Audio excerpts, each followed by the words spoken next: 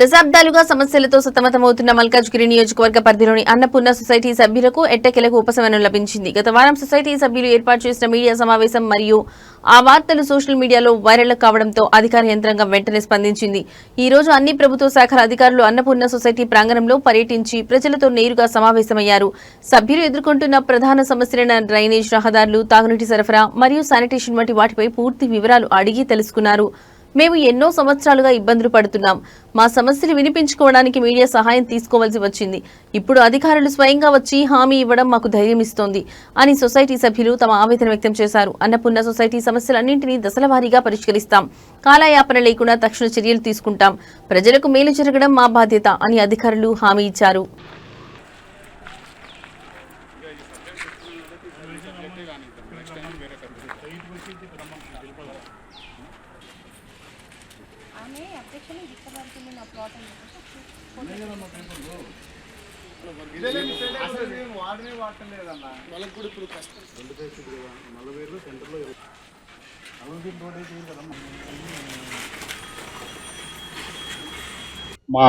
మేము 3 దశాబ్దాలుగా చాలా సమస్యల్లో ఇరుక్కున్నాము. రోడ్లు, డ్రైనేజీలు, water pipe lines, rain water pipe lines ఇవన్నీ పరిష్కారాలు కావాలని చెప్పి మేము మొన్న పోయిన వారం మైనంపల్లి అన్నగారు వచ్చారు. వారిని రిక్వెస్ట్ చేశాము.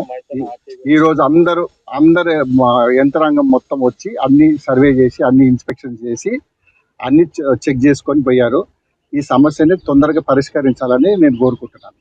ఈ Annapurna cooperative housing society division 141 division.